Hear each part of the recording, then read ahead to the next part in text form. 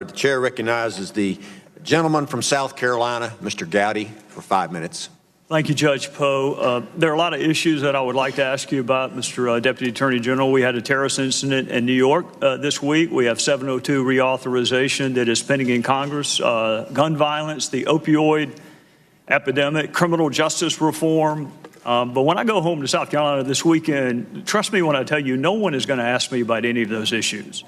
They're going to ask me, what in the hell is going on with the Department of Justice and the FBI?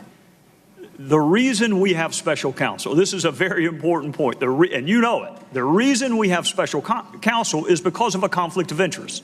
The regulation itself specifically makes reference to a conflict of interest. And we don't like conflicts of interest because it undercuts people's confidence in both the process and the result. So let's be really clear why we have special counsel. There was either a real or perceived conflict of interest that we were fearful would either impact the result or people's confidence in the process. That's why we have something called special counsel, and that's why we have special counsel in this fact pattern. And then lo and behold, those who are supposed to make sure there are no conflicts of interest seem to have a few of their own. There's a senior prosecutor who sent obsequious emails to a fact witness.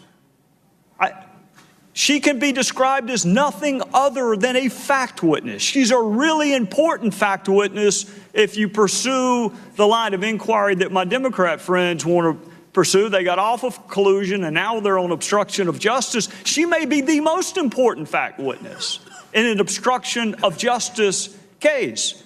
And the senior prosecutor for this conflict of interest-free special counsel sent a fawning, obsequious email to a fact witness. And then we have prosecutors assigned to conduct this investigation who donated almost exclusively to one candidate over another. And then we have a prosecutor assigned to this conflict of interest-free team that attended what was supposed to be, what he'd hoped to be, a victory party for Secretary Clinton. And we have a senior DOJ official, Mr. Deputy Attorney General, with an office that used to be 2 doors down from yours, meeting with Fusion GPS. And Fusion GPS, of course, was paying for Russian dirt on the very person that they're supposed to be objectively investigating.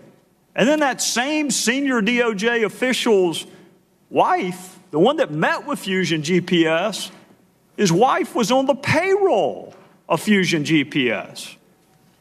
And then we have a senior agent assigned to investigate Secretary Clinton's email, help draft the exoneration letter where we changed the language from grossly negligent to extremely careless, interviewed Secretary Clinton in an interview I've never seen, and I doubt you have either in your career as a prosecutor, interviewed Michael Flynn, was actively involved in the investigation into the Trump campaign before the Inspector General found his text.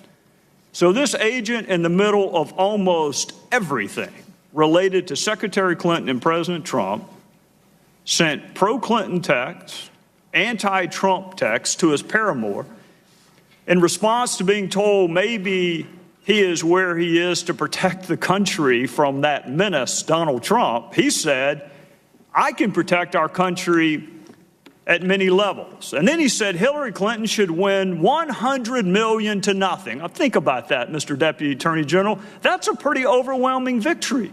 100 million to 0. And when I read that last night, what I thought was this conflict of interest-free senior agent of the FBI can't think of a single solitary American who would vote for Donald Trump.